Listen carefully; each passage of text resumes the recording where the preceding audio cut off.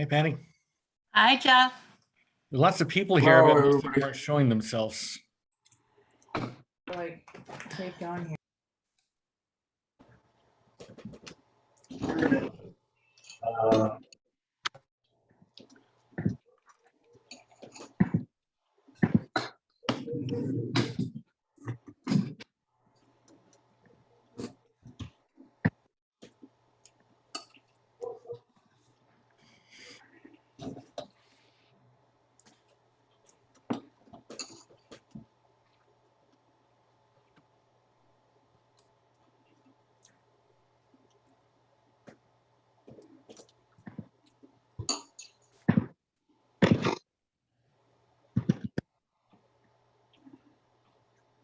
Hello again, Craig. Yes.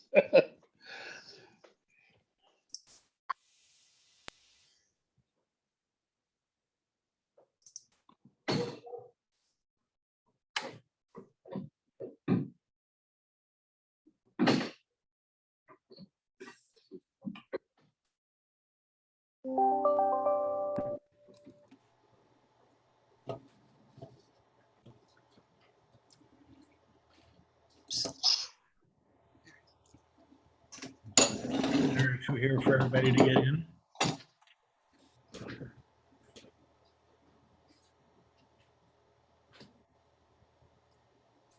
I see David Modi here, even though he's hiding. Welcome, David. David is our past chair of CPC and currently active member. Jeff, good to see you. Glad that you're hosting us tonight.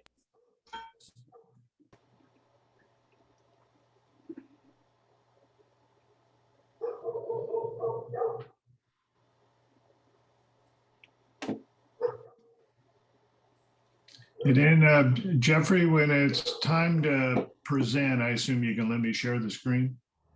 Yes. Let me just make that setting right now.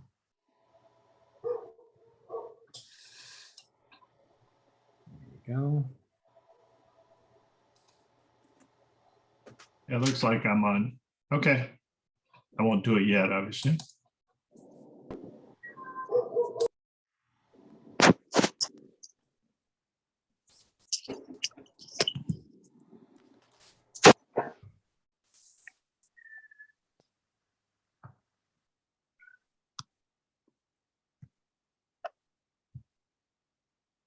Okay, it's 7:01. I am in Oregon today, but I am doing this meeting. I almost didn't make it as I got stuck behind a landslide on 101 on the way up here, but I'm here.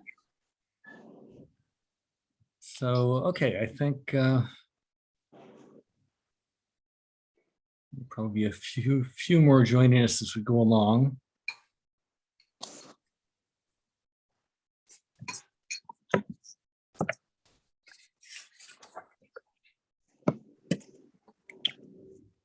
All right, I'm going to call this meeting to order. This is the August meeting of the Mira Mesa Community Planning Group. I'm Jeff Stevens. I'm chair of the planning group. Welcome, everyone. We will start with non-agenda public comment. Is there anyone who has non-agenda public comment tonight?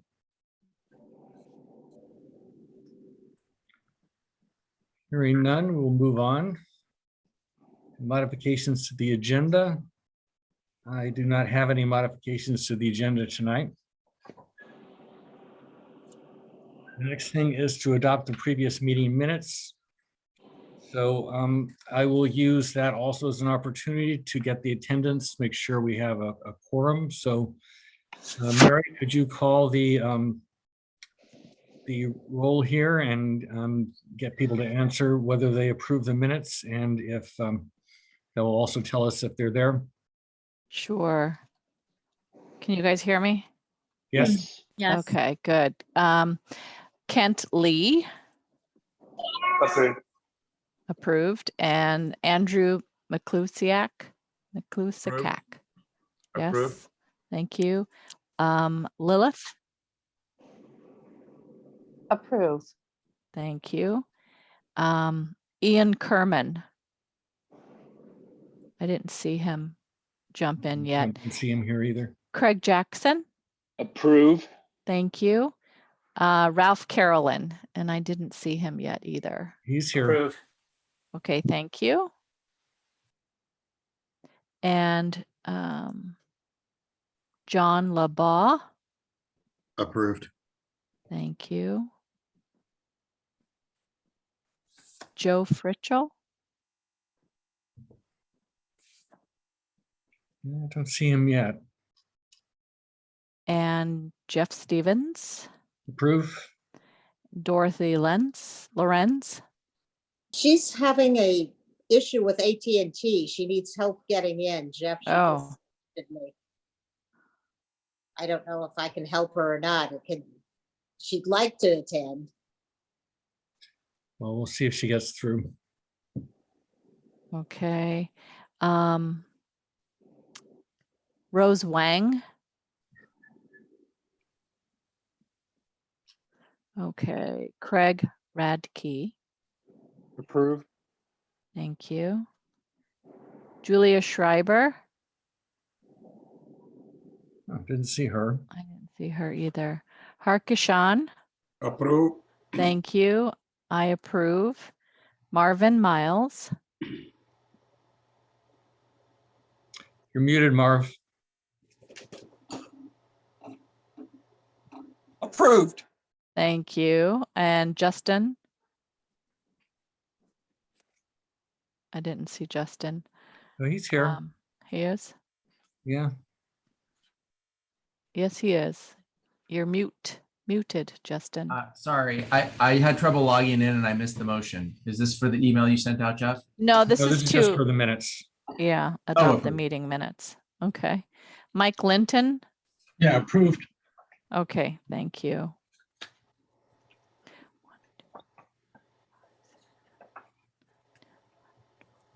$14 approved.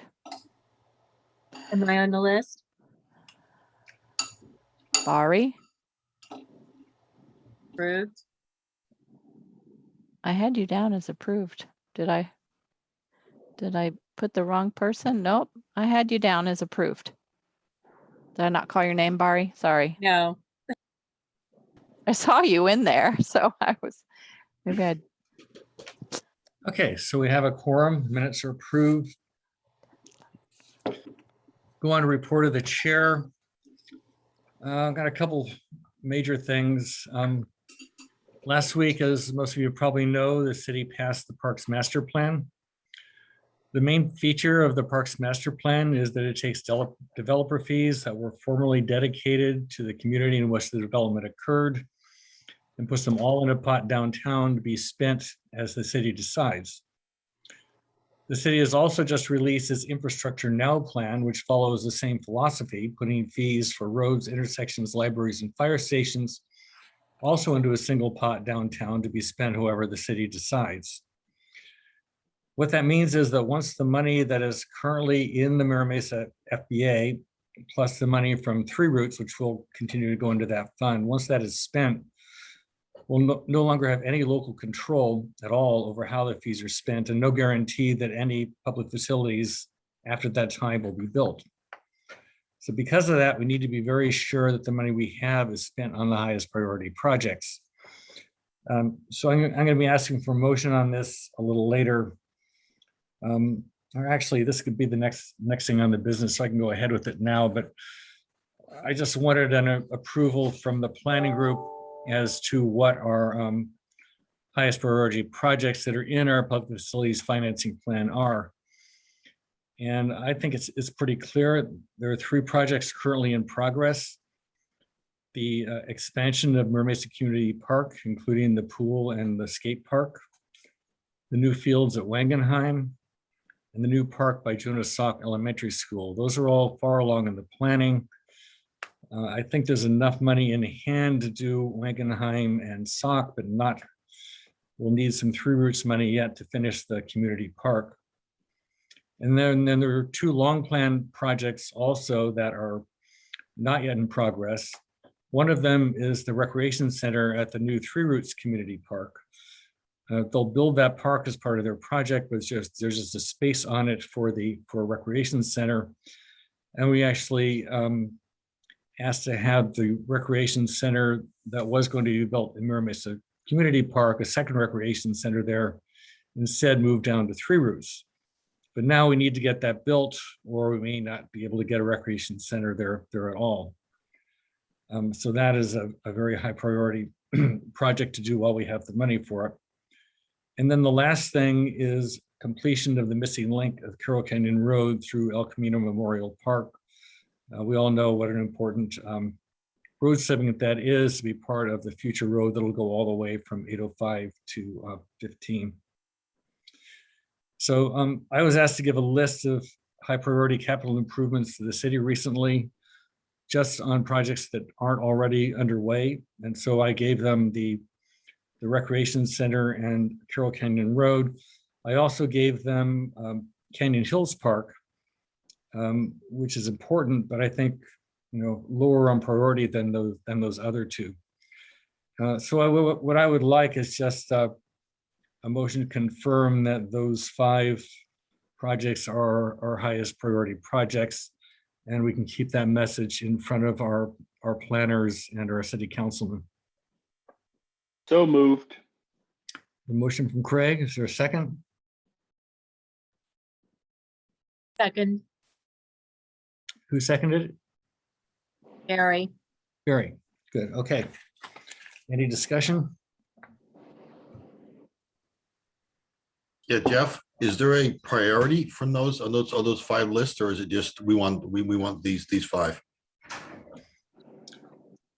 Well, it's that we want these 5, but obviously since 3 of them are underway, they will finish those before they would prioritize the other 2. So that's kind of implicit that those 3 are the top, and then the other 2 follow.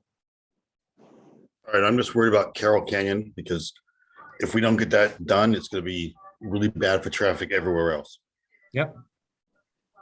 Okay. I agree. Definitely. We need to get that built. I mean, I would, if it's a part, I would put that ahead of the rec center, the second rec center. But I don't know if that's how we're doing from a list standpoint. My preference is just to list those 2 together rather than prioritize one over the other. That may depend on various things that happen between now and then, and which are feasible first. Okay, that was it. Thanks. Okay. So Mary, can you call the roll on this one? Sure. Kent Lee.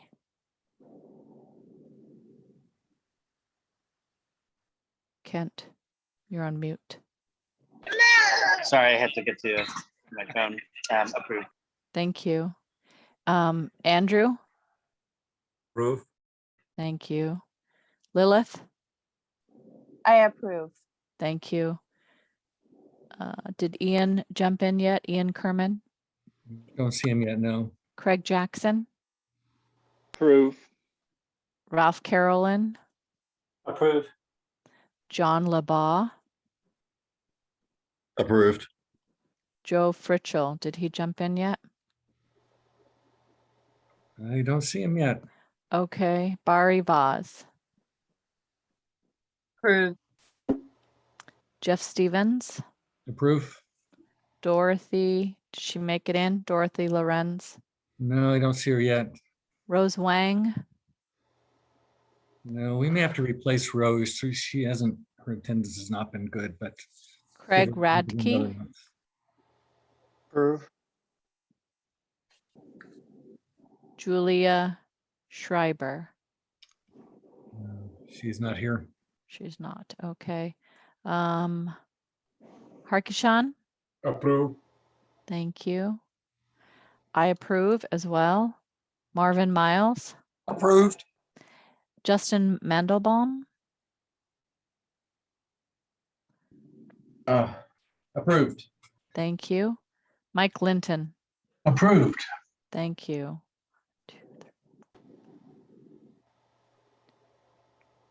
14 approved. Okay, thank you very much.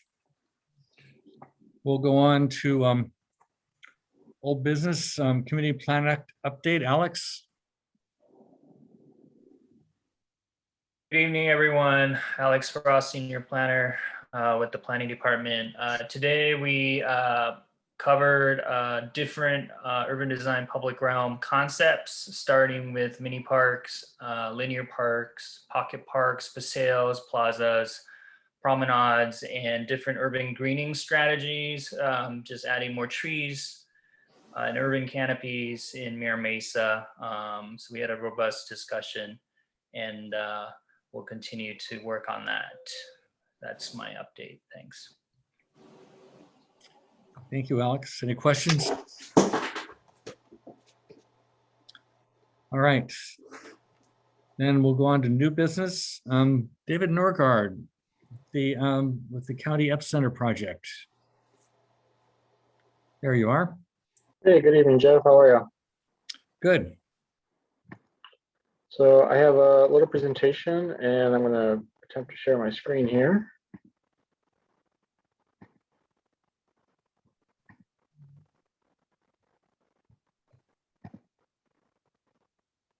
Okay, is everyone able to see that? Yes. Yes. Well, great. Thanks for having us tonight. My name is David Norgard and I'm the Chief of Development for the County of San Diego Department of Parks and Recreation.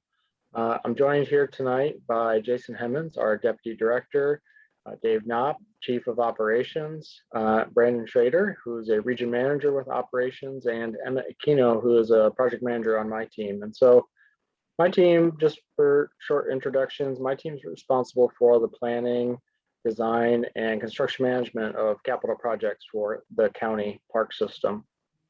And we wanted to join you tonight and give you a little background on the Mira Mesa Epicenter project for the County of San Diego. So I'll go through a couple slides here, and then we'll have some time for questions at the end.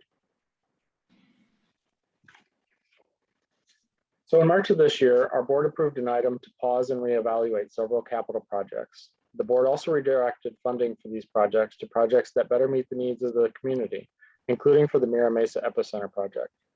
The City of San Diego currently owns the Mira Mesa Epicenter Youth and Community Center located at 8450 Mira Mesa Boulevard. The 8,000 square foot youth and teen focused arts and community center was originally constructed in 1977 as a library. The facility later transitioned into a youth and teen focused arts and community center, which ceased operations and has been vacant since 2016.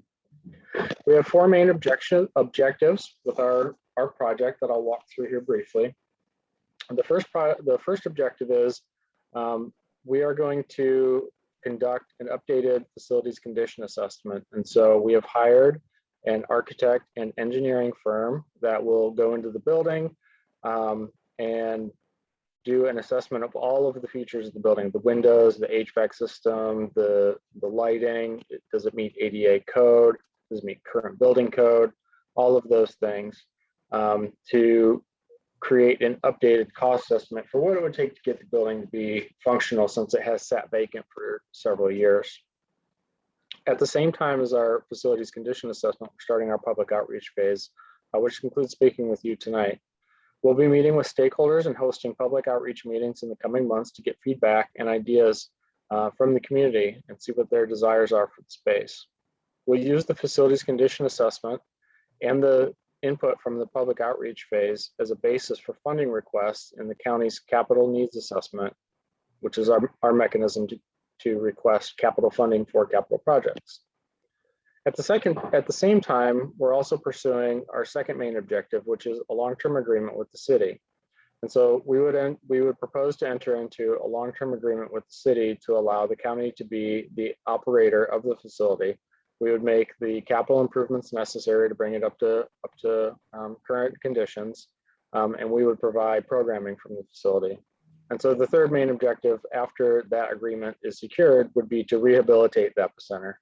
And so we would go in and perform construction. And so I envision that to include getting the facility up to current standards and also interior retrofits to make it more comfortable and really meet the programming needs that we determine. And then lastly, the county would provide recreational and community programming from the facility. So our timeline for that right now is we're currently in our outreach and facilities condition assessment stage, which you see here is the dot on the left. And so that's summer through fall of 2021 this year. Our facility condition assessment is underway. And when that is done, we'll be able to make a request to our board for the funding required to rehabilitate the facility. The design phase will begin after the facility condition assessment and take about a year. And that includes any permits that are necessary to go into construction. And then we would begin fall of 22, we would begin the bidding phase for construction. And closer to that time, when we get to about 60 or 90% construction documents or design, we'll know approximately how long construction will take depending on the needs at that time. I'm going to hand it over to my colleague, Brandon Schrader, who's going to talk about programming. Thanks, David. Evening, everybody. Nice to see you all. Like David said, I'm Brandon Schrader. I'm on the operations side of the department. So our role, like he said, well, our vision, like he said, is to enter into a long-term agreement with the city to manage the day-to-day operations after completing the rehabilitation of the facility. So that's where I would come in, managing the day-to-day operations. We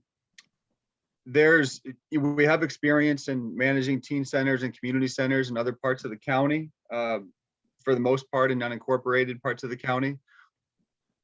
And so there's a number of different ways we could program this thing, but it's kind of a blank slate right now, and that's where we're at, is gathering input. And it's really critical that we get as much good input from the Mira Mesa community as we can.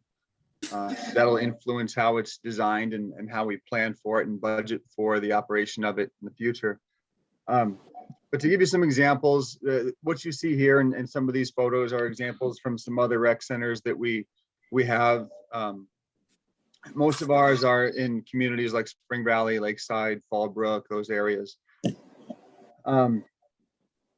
Being as centrally located in the community as it is, in the proximity to the high school next door, right across the street, obviously we envision a lot of partnerships and collaboration with others in the community, the high school, the senior center right next door. I'd love to see maybe some intergenerational type of programs here. But we could look at things for all ages. So that would include after school programs for youth, like a drop-in facility, having staff there to assist with, homework and things after school, assist with kind of some counseling and mentoring to help them plan for college and careers after high school. And programs like health and fitness classes, programs for the arts, music, gardening. There could be a number of different things. Those are some examples of things we've also done in our recreation centers. And then, well, one of the photos you see there on the kayak that's a program that's, field trips, outdoor adventure trips that are planned from one of those, a teen center that then takes those kids out to different destinations throughout the county. So that particular photo is at Lake Marine. And then, and besides that, again, the facility, could be space that's available for private events, meeting space. That there could be general use areas available for, you name it, but it'd be available for reservation from private parties as well. And then the other thing is we'd see ourselves getting involved in a lot of the community events that take place around there. Things like the street fair and the 4th of July parade, which go right in front of this building. And I think we would want to work with you all in some of those special events as well. But again, we're a blank slate right now. We're here to listen and take input and see what everybody wants. I'll hand it back over to David with that. And so how can you help? Stay informed. I'll put some of this information in the chat so that everybody can grab this. But essentially, check out our parks webpage. We have a page dedicated to this project as well. Located down here is a senior project manager on my team. He's actually on vacation tonight, so he couldn't make it, but he'll be the main point of contact. So if you have any questions, you want any information on upcoming meetings, reach out to Marcus, either phone or email. And you can also sign up to get on a distribution list so that as we send out information, we'll make sure we get it to you. Like I mentioned, we're going to continue to meet with stakeholders in the community, and we will also have open house style public outreach meetings, and we can let you know about those. When we do get closer to the public outreach in terms of the open house style, we'll also send out a survey. We'll post it on our website and our social media, and we'll send it to residents near the facility. And we'll basically be asking, what do you want to see here? What are pros and cons and things like that? And so that'll be another way for members of the community to provide input on what they would want to see here and things that are important to them. So we would like to see as many people as possible fill that out. So like I said, I'll put some of that in the chat.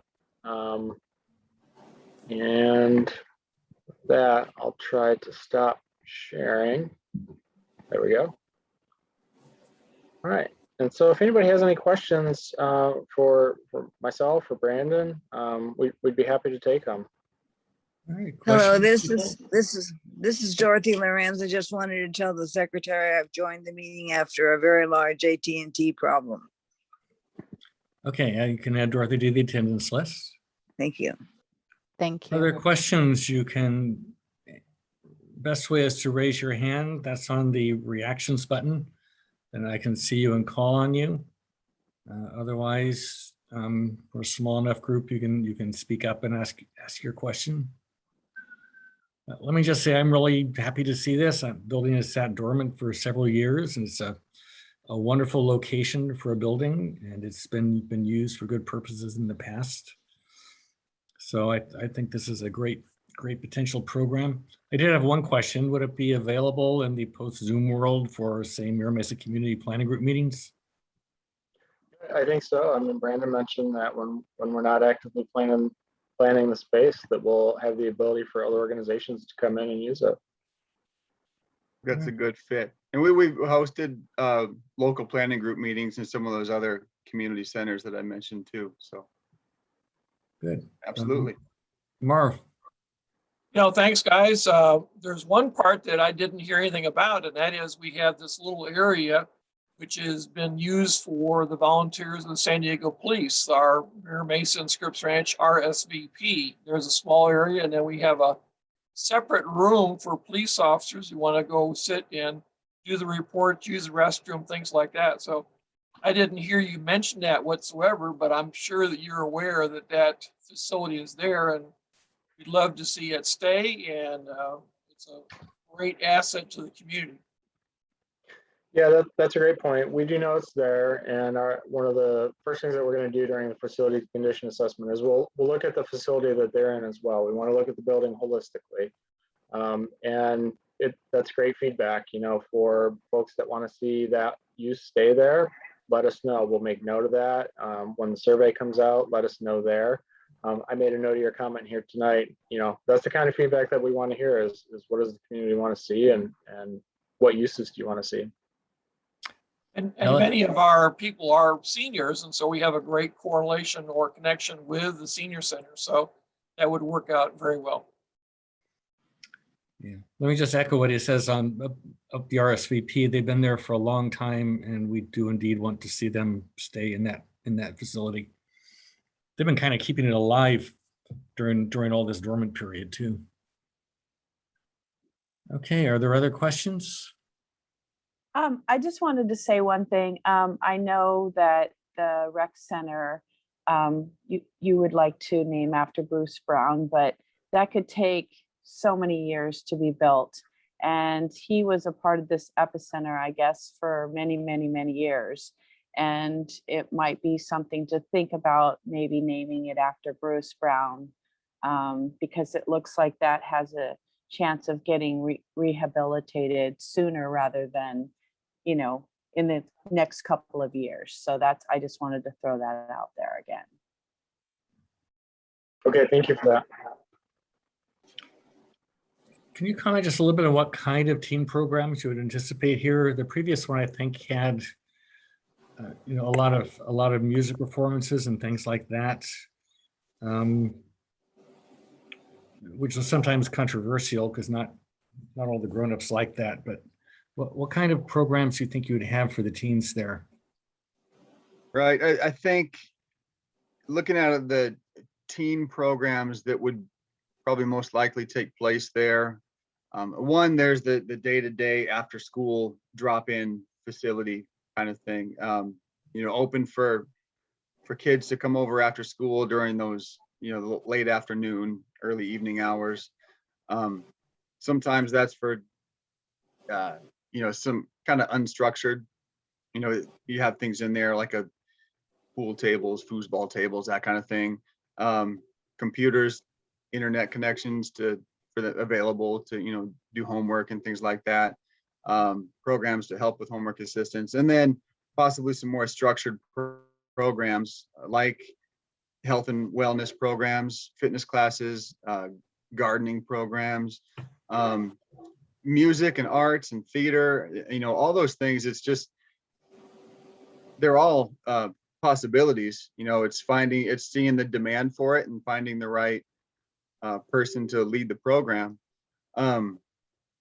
Yeah, and you know, we could make things available for, you know, kind of a third party contracted programs or facility reservations too. And the concerts, and I know, well, correct me if I'm wrong, a lot of the concerts that were there in the past were there when it was leased out to a third party, right? And that became the primary thing that took place there. I don't think would be opposed to more music and concert type of things, but I don't know if we'd see it, you know, and maybe not the same way that it was under the operation with that lease agreement. I mean, I think we'd look at it being probably a little bit more of a community-based, you know, facility to help, you know, be a good resource for our youth and something a little more productive for the community. Okay, thank you. Are there any other questions from anyone else? All right, well, do keep providing them with input. This is a really important project, something we don't get to do very often. So thank you very much. Thanks for having us. We're really excited about this project. As our public outreach meeting comes up, we'll send the information over to your group, and hopefully you guys can help us get the word out and get as many people there as possible. So thanks again. Please do reach out to Marcus if you have any questions or you want to keep apprised of any information. Okay. All right, we'll go on then to Aquila, which is the low-income housing part of the 3 Roots project. Aaron Denton. This is just an information item tonight. They're not asking for an action. Hi, Jeff. Good evening. I'm actually in place of Aaron. My name is Tim Baker. Good evening, everybody. I'm a senior development executive with Chelsea Investment Corporation. And I'm here to present as an informational item, a Q&A, if you will, on the planned development that we have in the 3 Roots Master Plan community for their inclusionary affordable component. I'm going to see if I can do this correctly, sharing some items for you. Let's see if I can pull this up. Can you all see that? Yes. Terrific. Okay. So Chelsea Investment Corporation, just give you some information, 10,000 feet, if you will. Chelsea Investment Corporation is a company family-owned company that's been in existence in San Diego for approximately 30 years. I personally have been with the company for over 11 years, and our sole development is doing affordable housing developments, new construction, renovation. We have approximately 120 developments, over 15,000 units in California, throughout the state, Arizona, New Mexico, and Utah. We serve various types of populations, families, seniors. We work with Father Joe serving seniors. We do permanent supportive housing for people literally off the street, HIV, you name it. In terms of populations, we have done it. We also are on the forefront of energy efficiency design. A number of our current projects are net zero, where we don't take anything off the grid. We actually produce enough where we put it back into the grid in certain communities. And a component of our development over the years has been what's called inclusionary development, where we've worked with master developers such as Lennar for 3 Roots. We've done a number of projects up in Irvine, Fairbanks Ranch, and we've done a number down in Chula Vista also. And specifically for this project, we are under contract with Lennar to provide a component of their affordable housing requirement. In this situation, it's for households that are 30 to 60% AMI of the area median income. So for example, for a 1-person household at 30% AMI, right now, that's about $25,000 gross income. And for a family of 4 at 30% AMI, area median income, I apologize, that's just under $37,000. And all the way up to 60% area median income. So for a 1-person household, that's just over $50,000. And for a family of 4, that's about $72,000. Now, we have a component of 1 and 2 bedrooms, 2 and 3 bedrooms. So let me show you where we're located here and get off the color. Let's see, is there a better site design? There we go. There we go. So I would imagine you all are familiar with where 3 Roots is located at, and over the years, I'm sure that's been a large discussion item on your agenda. So pretty easily, you can see Camino Santa Fe, the main entrance when it's built is right there. And our development is 3 stories. It's a slope lot, as you all may be aware, and it'll be a step-up building. Total 180 units. 1s, 2s, and 3-bedroom units. Let's see if we get there's some slides there. You can see how the site slopes. Most of the building is going to be 3 stories. There is going to be a little portion here where there's going to be tuck under parking. We have on-site parking for 180 units, and there'll be approximately another 70 units underneath the buildings. So we're totaling about 240 parking spaces for 188 units. You can also see here how it's cut in terms of it being down this way and all that too. We are presenting this as an informational item because part of our financing is coming through the Senior Housing Commission, and they require all applicants for financing through their agency to do an informational item to the local planning groups. Hence why I'm presenting tonight. We are in the process of going through plan review. We've had 1 plan review with the city of San Diego. We are going to be going back in probably by the end of August. The goal is that our funding, which will be 4% tax credits, tax exempt bond, private financing through lending institutions, our goal is that we would be closing by the end of October, this October, and that we would be under construction probably in January-ish or so.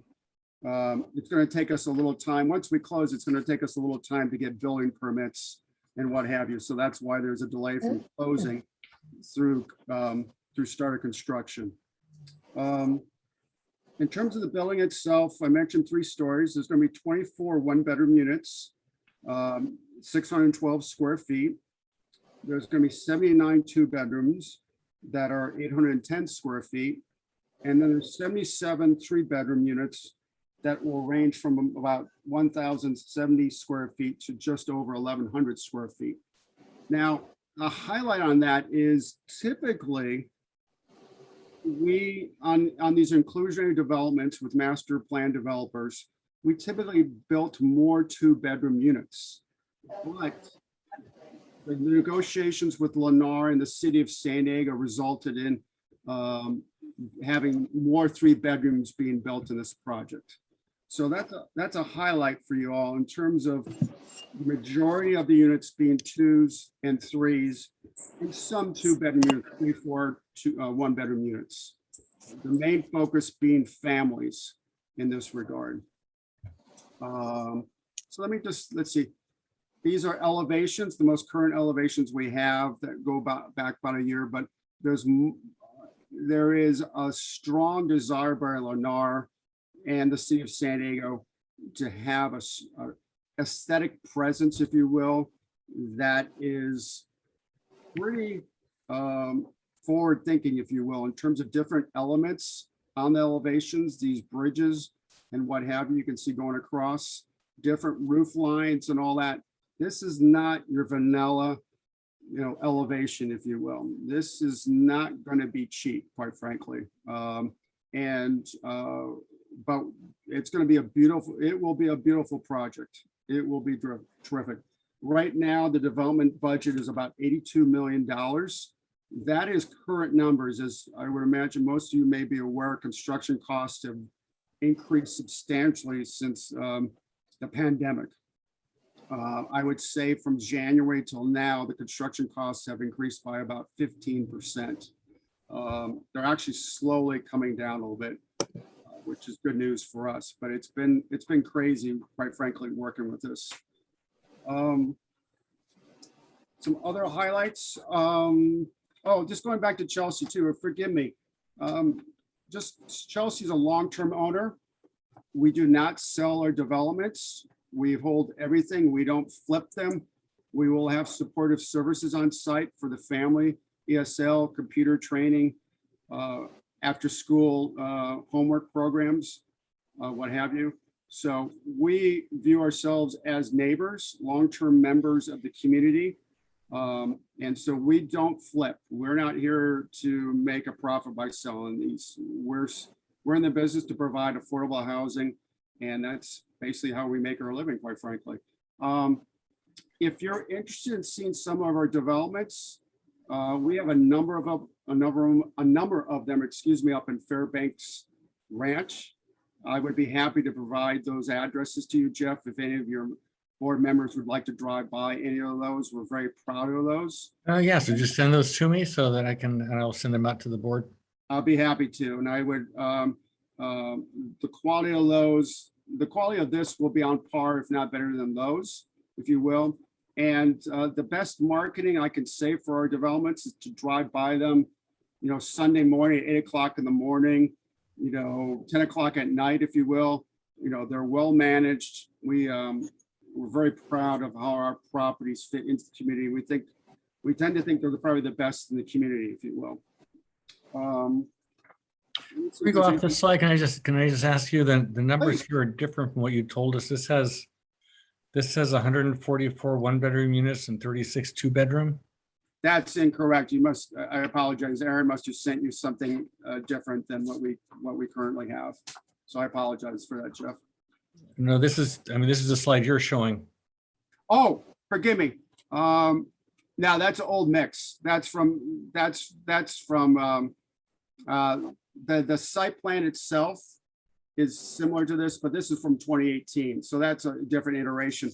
Originally, thank you for showing that, Jeff. Originally, this was supposed to be more of a senior development, but Right. Lennar and the city changed that on us. So the site plan itself is similar to what I'm showing there in terms of the L shape and the elevations are that. But thank you for noticing. I apologize for that. I understand what you're asking now. Okay, So so they actually- that's a big change, as we were also told from ever since the beginning, this would be senior housing. So now it's intended for families instead? Yeah, and it was a big change for us too, quite frankly. So, no, it's families. Oh, and that, Jeff, because of, and the reason for that too, was the city of San Diego. There was initial discussions, and I was not involved in this. This is with Lennar and the city. That Lennar wanted to have seniors there in terms of the size of the site and what have you. The city pushed back and said, no, you need to have a representative project of the community you are developing. So Chelsea had no say in that. That was more or less, we were going along with what Lennar was proposing, hence what you saw there with 1 bedrooms and 2 bedrooms. And then the change actually took place, I think about a year or so ago. I've been on the development since the beginning of COVID, quite frankly. So, and that change took place right when I came on, Jeff. So thank you for catching that. I appreciate that. Sorry for any confusion on my part. That's okay. You can continue. So we expect construction to start in January of next year. And we should be completed in about 20 months, give or take. I would say the third quarter of 2023. I always kind of hedge my bets because granted, we're in a drought situation, but we're going to start in January. So if there is a rain season, we're going to hit it right as we start grading. So, but we will be completed approximately the third quarter of 2023. If the drought continues, it may be a little sooner, quite frankly, but we'll see how that goes. The site's already been rough graded. As if you drive by, you can see the pad. So that's good. We just need to get out there and do final grading in terms of trenching and all that. So more than half of the grading, if you will, the grading program is done. I'd say about 70% of the grading is done versus it being a rough grade, but versus it being a brand new site, if you will. So I'm happy to answer any questions you all may have, going as deep as you'd like. And what have you. Also, I could suggest I will get you the addresses of the site in Fairbanks, Jeff. And I also encourage you to go to our website, Chelsea Investment Corporation. It tells you a lot about us and what we do. Pretty informative, and we're pretty proud of it, quite frankly. So please take a look at that. But I'm here to answer any questions, comments, concerns you may have. And if you'd like to reach out to me later, Jeff, I will send you after tonight. I will, when I get done with the presentation, Jeff, I'll send you the addresses in Fairbanks Ranch, and I'll send you my phone number and email too, if anybody has any questions afterwards too. I have a question. This is Lil. Are these rentals or Yes. purchase? These So are they're for rentals. These are, thank you for asking that. I apologize not bringing it up. These are all for rental. They will be restricted as affordable rentals for 55 years. And from a marketing standpoint, we will most likely start marketing these units January-ish of 2023. And I'll be happy to have sent to you, Jeff, your board, information about the marketing and leasing too. Okay, because you said 55 years, so that is seniors. No. It's restricted. The project will remain restricted for 55 years. Oh, I'm sorry. Oh, okay. I misunderstood. No problem. So for rental, do you have any ballpark idea how much, because they're supposed to be affordable. So say you have the family coming in, what are you talking affordable? Let me, I just have that on my screen here. So for Okay. one person, the range is 30% AMI to 60% of the area median income. Excuse me, I keep saying AMI. The range is 30% of the area median income to 60% of the area median income. I think our question is what will the rents be? Yeah, is it $1,000, Yeah. $2,000 or $3,000? I don't know what you guys consider Right, affordable. I was just about to get into that because it depends. It depends on the income of the household. So if you're a household at 30% of the area median income, one person, your rent is gonna be $728 for one person household. Okay, And then for a 3-bedroom house, excuse me, a 3-bedroom unit, not house, the rent will be, let me make sure I'm saying, I'm looking, there's a lot here. The rent will be $1,455 for a 3-bedroom unit. okay, That's all right. that's the top. Okay, I just wanted a ballpark. Yeah. So Okay, basic ballpark is, you could basically ballpark, the easiest looking at it, the easiest way to say $700 to about $1,400. okay, beautiful. Okay, Thank you so Craig much. Radke has his hand up. If I'd like him to go ahead. Yeah, thank you. I just have 2 questions. One is, you mentioned families. Are there restrictions on who can rent these units? There are restrictions in terms of the gross income. In terms if you earn too much income, you're not allowed to apply. We do a criminal background check. We do a reference in terms of employment. I'm talking about like if you get a 3-bedroom unit, could say 6 adults rent it? No, well, let me backtrack on that. No, we would not rent a 3-bedroom unit to a household that had 6 adults. Okay. The 3-bedroom units, basically, we would rent a 3-bedroom unit to a family of 7 and no more than 7. In terms of occupancy, for a 2-bedroom, that would be a family up to 5 individuals, so 2 adults and three children. And then a 1-bedroom unit in terms of a family typically would be 2 adults and a child. And then a 1-bedroom could also be a senior too. So when I say families, that also includes seniors too. The term families covers, seniors also. So you do have limitations on how many adults can move in. And I don't know how you handle it when the kids become adults and still live there, but I won't get into that. But if they in that situation, if they become adults and they're income earners, then that could possibly push them over in terms of not being qualified as low income. So that's good luck with that. So my other concern is, do you know if there'll be parking on the street around it? Because there never seems to be enough parking for places like this. My understanding, and that is a great question, we are designing this with the intent that our residents will not be parking on the street around it. Interesting enough, in Fairbanks Ranch, our residents can park on the street in certain areas, what have you. My understanding on this, because it's right up front, if you will, to the entrance, is no, that the fire department will not allow residents to park on the street. Yeah, that was when I look at the map, I figured that, and that's kind of a concern I would have is don't let the city, or hopefully you guys don't lower the parking even more, because I mean, you could have 400 cars realistically if you have 2 bedrooms with 2 adults, 3 bedrooms with 2 adults, and each of those adults have a car, plus the 1 bedroom might have 2 adults in that. If each adult has a car, I don't know where they're all going to park unless they're going to start parking in other people's areas.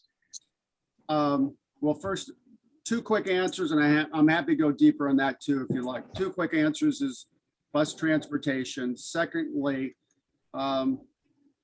we have we have a number of projects in San Diego, family and all that. We have a pretty good handle in terms of how many cars we would typically see for a project like this. And we do not want to go lower than that, because as you can imagine, if we have a development that's overparked, we have a lot of problems with the community. The last thing we want, and it's probably the #1 item, generally speaking, is residents parking where they shouldn't be parking.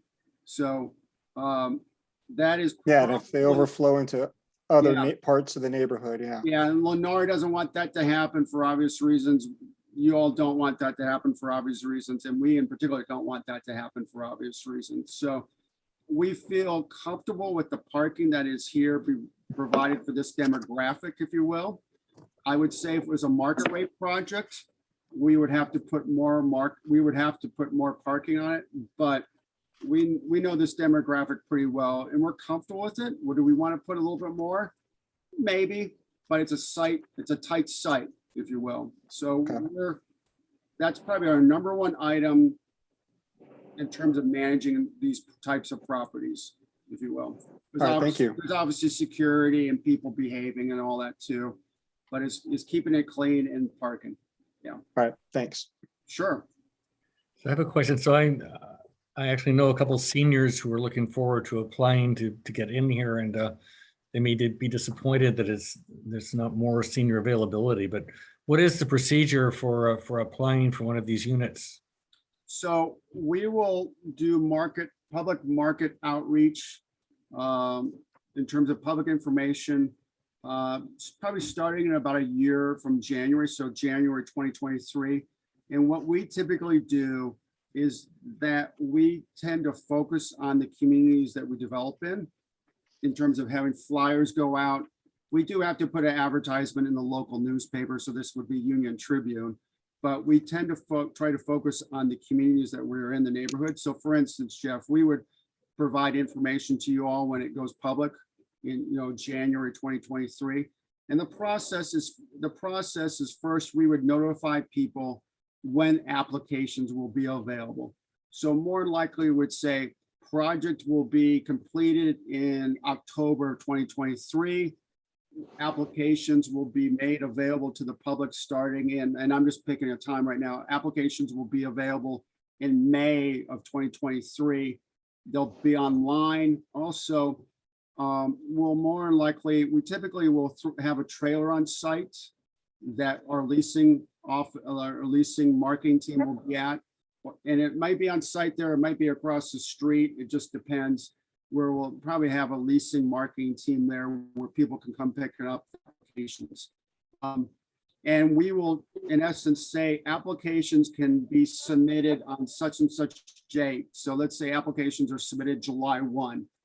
That's when we will start taking them, and the minute we receive them, we date stamp them and the time they come in, and we will proceed with them in terms of that order of time. They have to be 100% complete.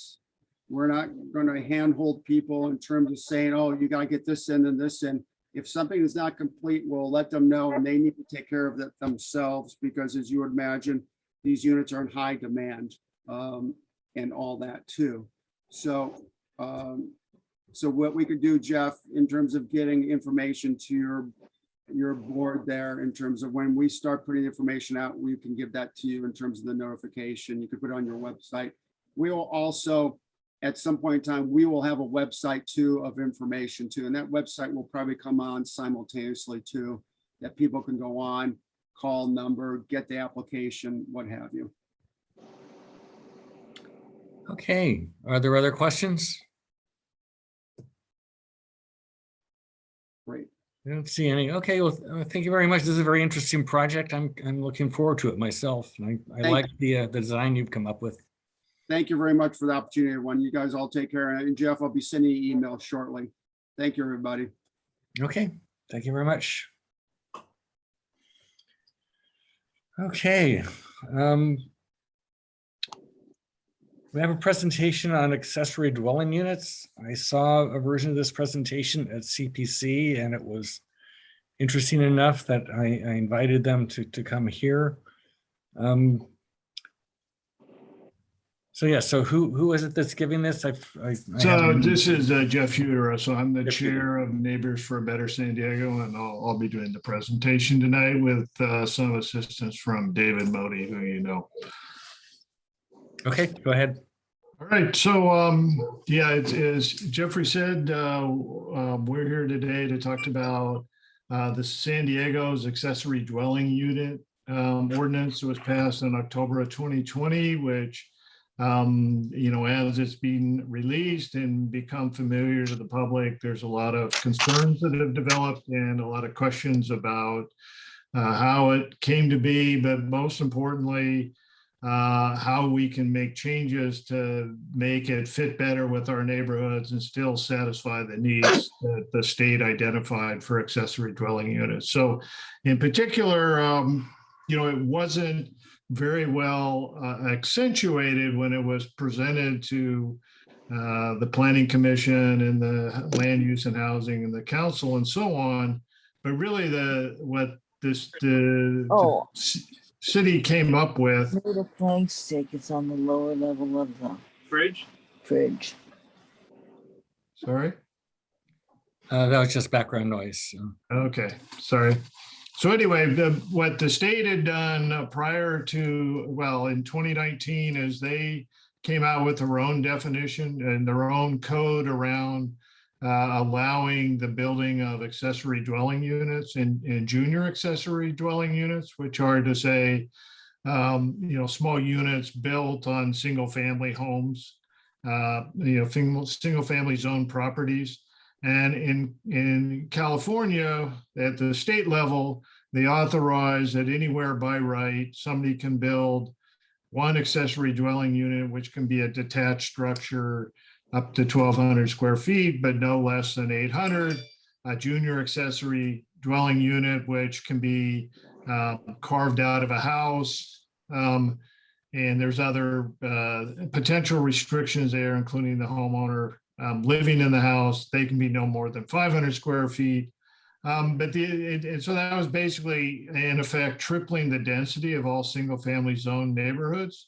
But what made that a reasonable compromise for neighborhoods and for homeowners is the city said that you can restrict the height of these to be 16 feet. You can still apply minimal setbacks of 4 feet. And what that meant was the allowed units would be more or less unobtrusive from the street, would fit into the homeowner's backyard, and generally be somewhat harmonious with the neighborhood at large. And frankly, people have accepted this. It's a lot of people have built this. It's a way to provide additional housing for a family member or to generate extra rent in order to help a homeowner pay the mortgage. And that program has worked quite well under those circumstances. What San Diego did, however, in addition to the single junior accessory dwelling unit, they decided to allow a bonus density on top of the accessory dwelling unit. So, and then we'll get into the issue of TPAs in a second, transit priority areas, but anywhere in the city, you're allowed to build up to 3 ADUs. And the way that would work is one of them is your by right from the state. One of them is designated affordable. And then because you designated one affordable, you get a bonus market rate unit. So anywhere in the city, you can have 2 market rate units plus 1 deeded affordable unit for a total of 5 addresses on a single family zoned property. Inside the TPA, and I think this is probably a pretty critical issue for Mira Mesa, because basically a half mile either way from Mira Mesa Boulevard is designated as a transit priority area. In a transit priority area, you're not limited by how many of these bonus and affordable pairings you can develop. It's only limited by your FAR, and we'll show an example where somebody in theory could fit somewhere 5 plus, 10 plus, effectively turning a single family property into a de facto apartment complex. We don't think that this was intended by the state, and we Neighbors for a Better San Diego feels that there were better affordable incentives that could have been offered than this unlimited density bonus. The other thing is just in terms of the scale of the projects, and again, getting back to what the state intended for these to be unobtrusive, the city, instead of a 16-foot height limit, allows the base zone of 30 feet. So instead of a 1-story ADU being built, you now could fit a three-story apartment building in the backyard.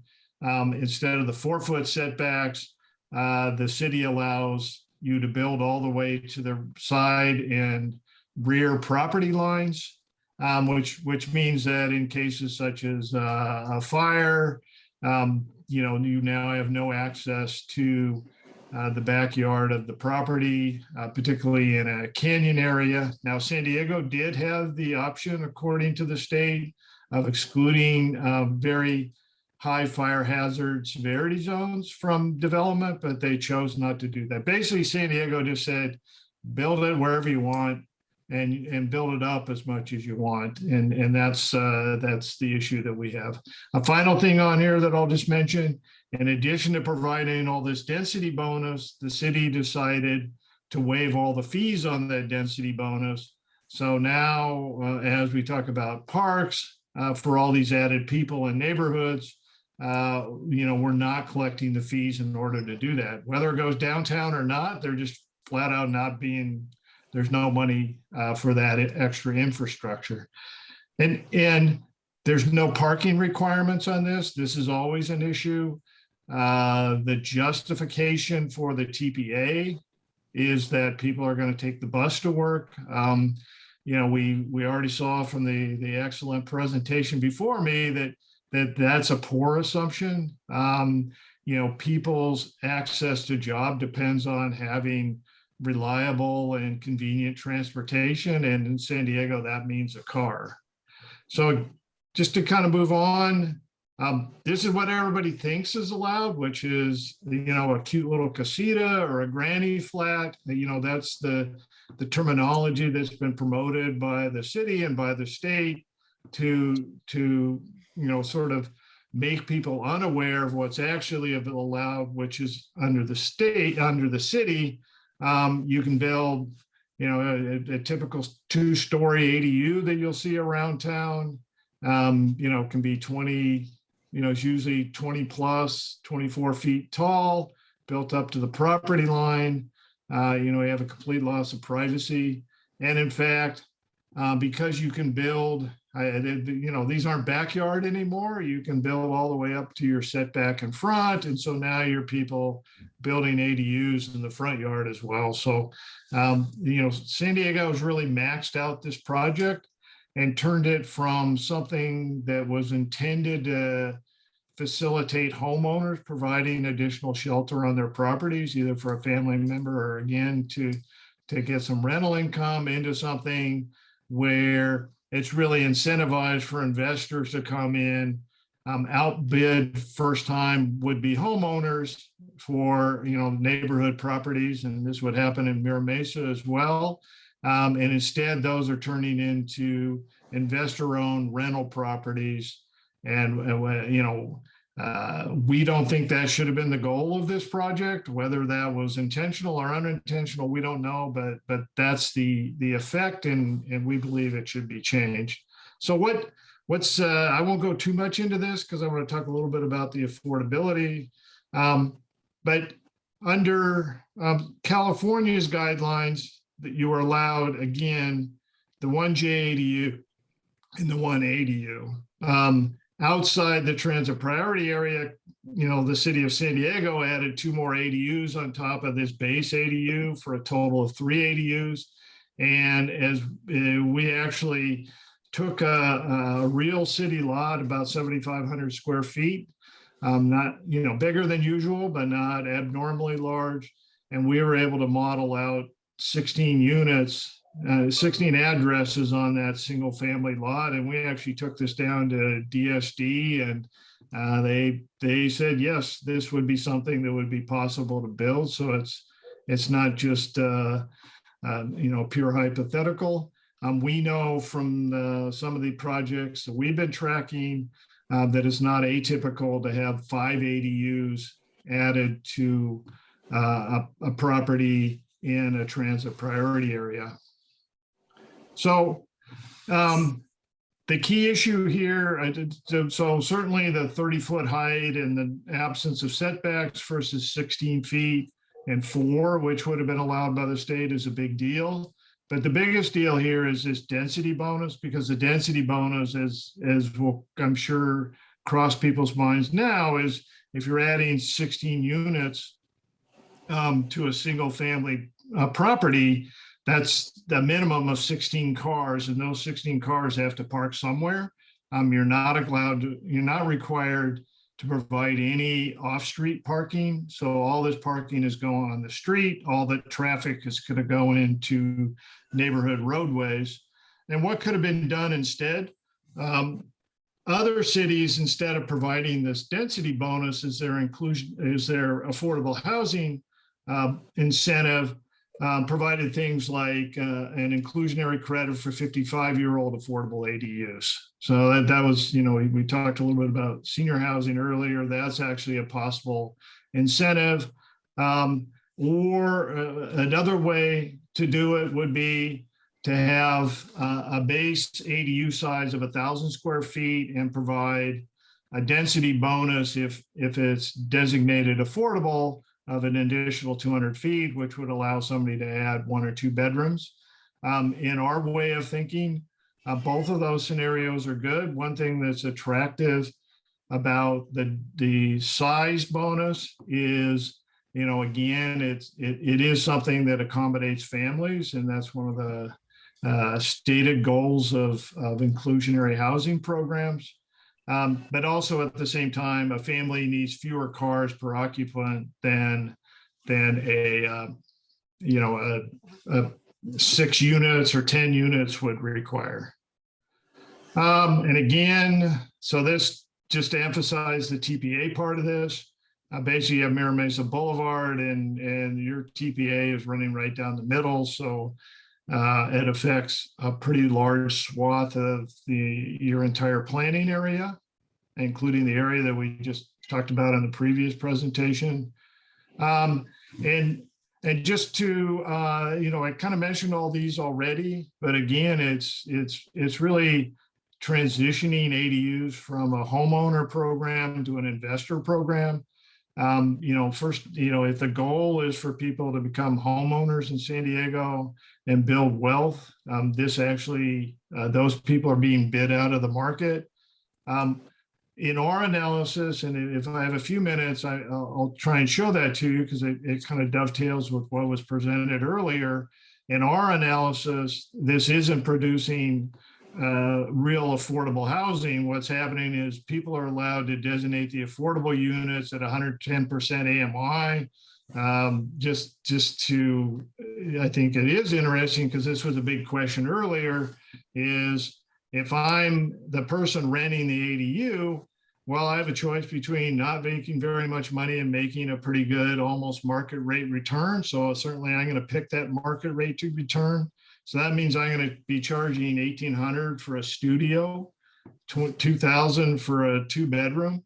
And those are the units that are going to get built. 79% of all ADUs are studio and 1-bedroom. And the obvious reason is if I get a density bonus, it's better to have 6 of these than to have, 1 or 2 larger units that might accommodate a family. So I think that's important. And then the final thing I'll just emphasize here is that the other part of it is the area that's really being targeted. This program is so-called affordable, is really this moderate income where we're actually already seeing quite a bit of production in the city.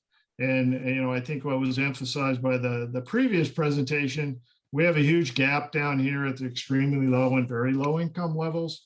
And so we're not even, really we're not feeding the needs that we have as a city.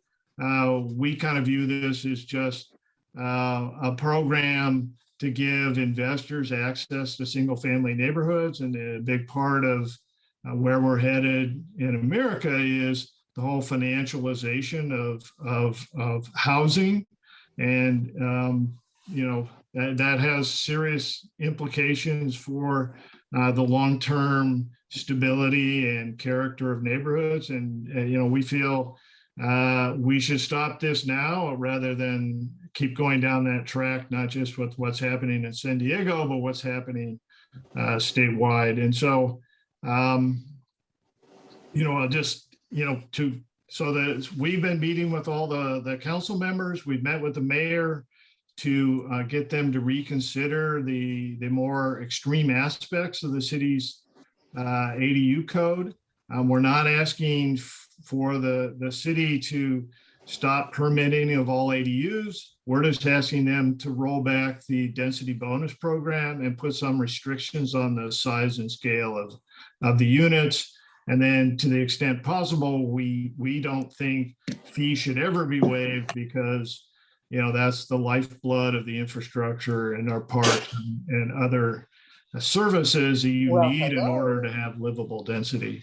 And before I step out of that, I think, David, did you want to make a couple of remarks? Yeah, thank you, Jeff. Thank you, board. So last summer, when this ADU measure first came to CPC, while most of us were focused on the Parks Master Plan and complete communities, it was your chair, Jeff Stevens, who saw the impacts and significance of the ADU density bonus program.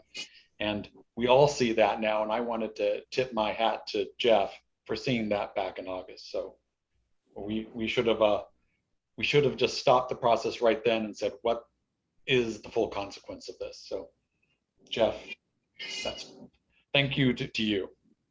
You're welcome. Anyway, questions, comments? And certainly, we're more familiar with some of the other areas of the city. We have met with Chris Cates, Senior Policy Advisor, and we'll be following up with him with more specific recommendations. So if there's any messages that you would like us to carry to Alan Young, we'd be more than happy to. Okay, well, let me just comment. I mean, I think you make a very good case. What has been the reaction of the city council members when you showed this to them? So, I think the council has been very sort of cautious. I think when you show it, well, first of all, no matter who we've showed it to, nobody says, oh, I really thought I voted for this last October, and I'm really enthusiastic. Most people, want to say, well, let's move forward. But I don't think there's been anybody who's really pushed back on the merits of this. It's taken some initial resistance, but our own council member, Sean Ella Rivera, is now taking our recommendations under advisement. The mayor, the fact that he showed up meant that at our meeting meant that he understands the significance of this. His staff is looking at this. I would say the most forward moving so far has been Joe LaCava. This is a very big issue for his district, and frankly, I think it should be a big issue for District 6 as well. I mean, this is a huge impact on neighborhoods like Mira Mesa, and we're a bit surprised that there's not more reaction sort of north and interior of I-8, and I suspect that's because people don't realize what this is yet, and when they do realize it, they're going to be a lot more upset. So we're fairly optimistic that we'll be able to get some changes made, but as you know, people would rather not do anything, and there's a lot of pressure that we're going to have to bring to bear, which is why we're trying to meet with as many communities as possible and hopefully get people to support us. And one of the ways you can do that obviously is pressure your council member, pressure the mayor. You can also go to our website, and we have a petition, and we actually track that petition by district. So if we get a big turnout from Mira Mesa and District 6, then that certainly will get the attention of Chris Cate. If I may sort of make a comment here, there is a report by a Robert Keegan in the Next Door for the Mira Mesa community, noting the development of multi ADUs right next door to him. So there is at least some awareness now. And the question I would have is, Do you have any objection to this presentation being linked or presented on Nextdoor?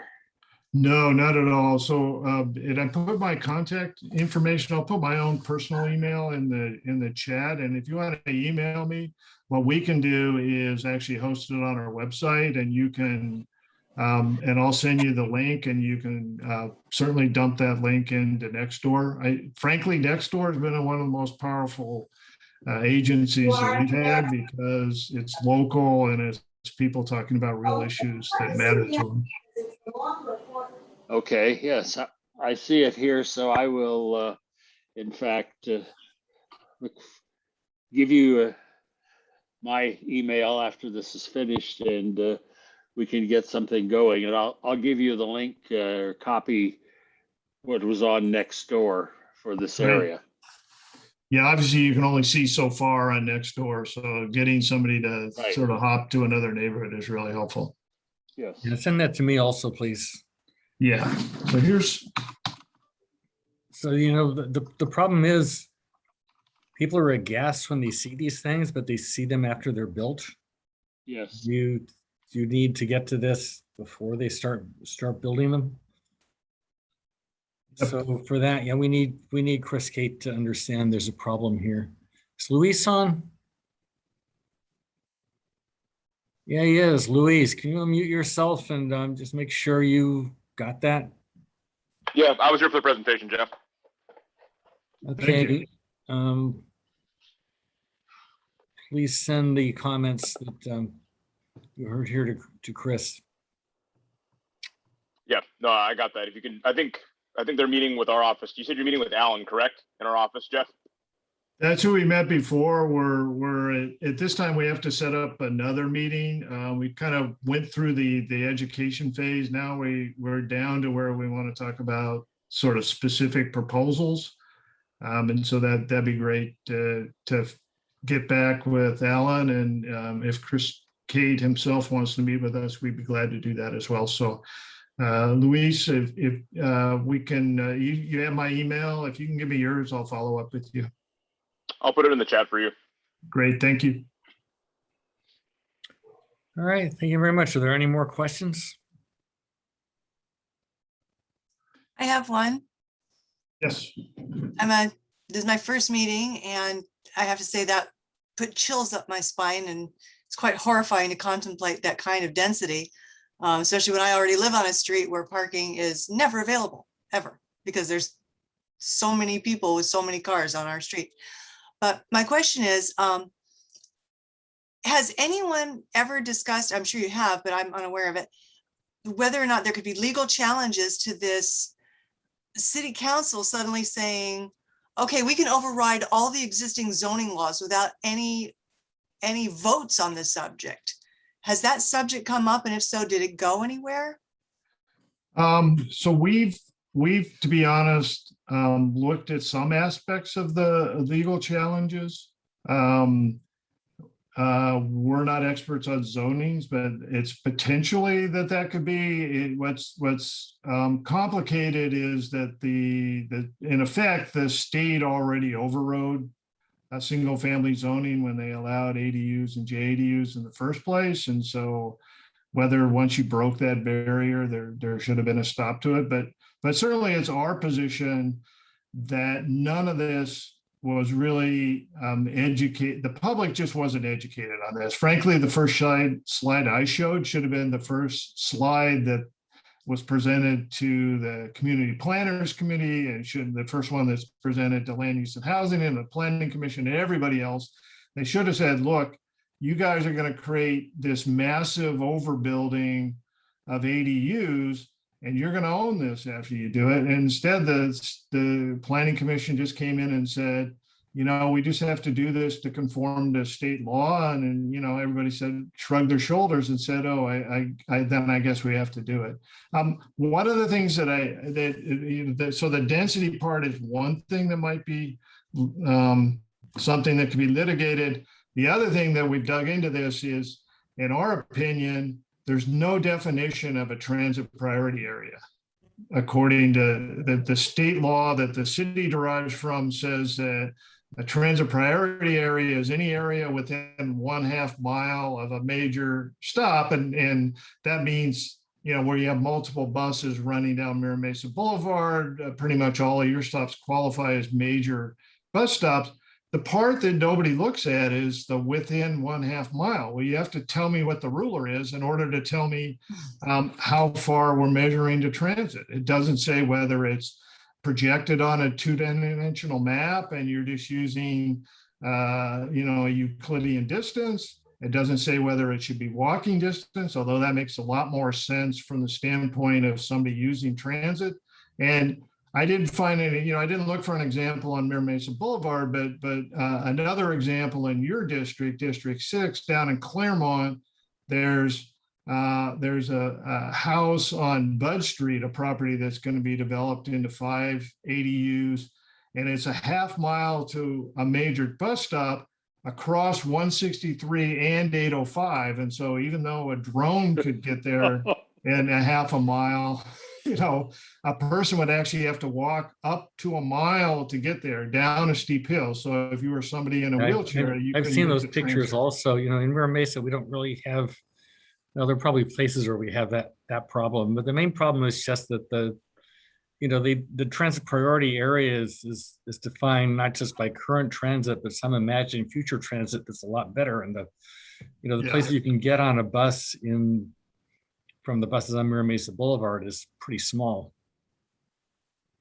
Yeah, that's a big part of it. We looked at data that looks at the correlation of where jobs are and whether people are going to take a bus. And then, you know, basically you confine yourself to a limited number of job opportunities when you don't have a car, particularly in a you know, sort of a polycentric job area like San Diego. And we keep focusing on housing on transit corridors. What you really need to figure out is where the jobs are, because if the jobs aren't on transit corridors, people aren't going to take the bus to work. And you know, frankly, we're using a urban planning model from San Diego from the 1940s when everybody took the streetcars downtown to work. We don't have that environment anymore. People are working in Rancho Bernardo, they're working in Sereno Mesa, you know, they're working in Torrey Pines. People work all over San Diego, and it's just too constraining to expect people to just take the bus wherever they're going to go. All right, well, thank you very much. It's a good presentation. Hopefully we'll get some action for you, at least with our city councilman. Great, thank you. Thanks very much. Okay, the next presentation, so I put Craig Jackson on here, who's been working on a committee with the San Diego Pure Water Program. We'll actually have a presentation from them next month. It's a little more extensive, so if people have more detailed questions, they can wait until then, but go ahead, Craig. Okay, can you share a screen? Yeah, go ahead. Okay. It's the green button on the bottom. Yep, I've got it. It's just, there it's sharing. There you go.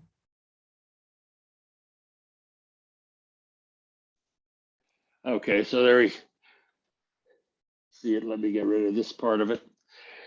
Now, I'm going to make just a few comments because actually we will next month have a more extensive presentation. This is a couple of slides that were taken from the meeting on July 28th. And the Pure Water San Diego working group, which is what I was a member of, is to propose ways to avoid, minimize, or mitigate the concerns. And this is what is the essence of this working group, and the results of those discussions, of which there were several, I think this was meeting number 6, will be presented next month.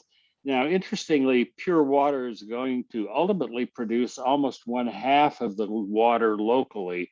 It was initially estimated to be about 1/3, but it's going to increase because we have become better at conserving water. And the portion that is of interest here, and I hope you can see my cursor on here, is for the North City plant, which I think we've all seen, or if you've driven by it, smelled the chlorine. And that water is going to go to the Miramar Reservoir. And this is the only part that I will mention now on the next slide. There's going to be this 8 miles of welded steel, which will start here at Eastgate Mall and go all the way up to the Miramar Reservoir. Now, the work will begin actually over in Scripps Ranch, so we'll not see much around Miramar probably until after the first of the year. But one of the commitments that has been made is nighttime construction. There will be one lane. The water outages will be scheduled, and construction equipment staging areas will move along. And what's most important, and I'll put this here if anybody wants to look at just Pure Water San Diego, is that there will be a program of informing all the businesses along the Miramar Way 2 weeks or more in advance of when the actual digging in Miramar Way will be occurring. It will all be at night, and they've actually, I think, taken our suggestions that there will be large signs informing everyone who drives there and who comes to patronize all of the businesses along Miramar of how they might get to there more easily. So with that, let me go ahead and stop the sharing. I can try to answer any questions that anyone has right now, but given that next month you will actually have a more formal presentation, I just whipped this down to about as brief as I possibly could to tell you that this is coming, and have your questions ready, because in fact, at this meeting, the contractors representatives were present and were very forthright in explaining and describing what would be happening and what they will do to mitigate the effects on the businesses along Miramar. Thank you, Craig. Are there any questions for Craig? Okay, so basically, this is going to make a mess on Miramar Road for a while. From what time period again will they be doing this? They expect to start on Miramar Road itself probably around the first of the year. It's a bit behind schedule because of supply chain problems. They're having to go to additional vendors to get the 48-inch pipe. And how long will it take? It'll probably take about a year, I think, if I recall correctly. Okay, Marv, you have your hand up. Craig, great presentation. Did they happen to tell you where they're going to dig this pipe, or are they going to do a snake all down Miramar Road like we think they're going to do? It will depend upon where in Miramar Road. It's going to come up East Gate, then it's going to go to the, I believe, the south side for a fair bit. Then it's going to have to cross Miramar Road, and then it will proceed on the north side for a while.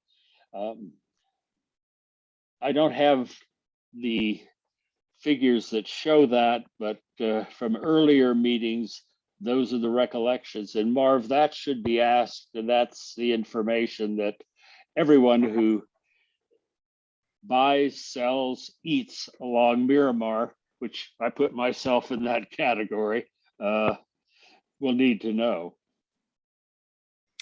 Okay, Yes. Justin?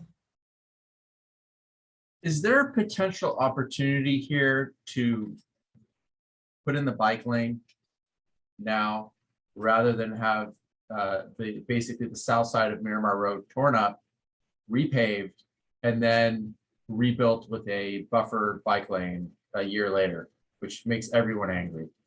Is there a possibility to combine the two projects? Justin, that has never come up.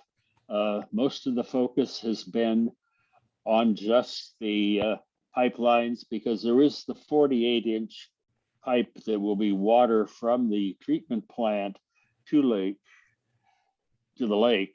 But there's also going to be another water main put in almost at the same time, and they will be not perfectly coordinated, but they do plan on coordinating it as well to minimize the disruption.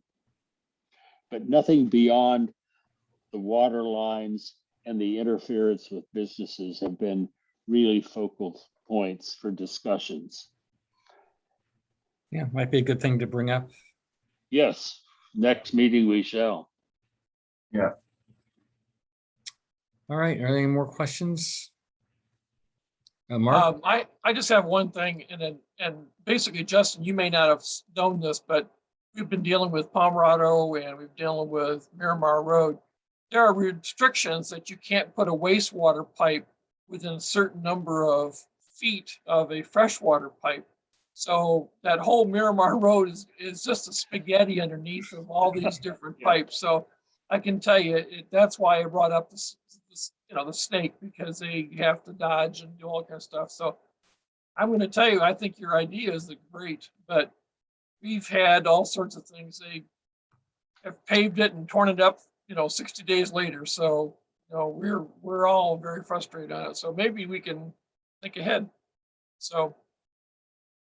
Well, I think, Marv, the questions should be formulated, and next month will be an opportunity to really address the issues to the contractor, because the contractor is the one who will ultimately either interfere or accommodate everyone who has an interest along Miramar.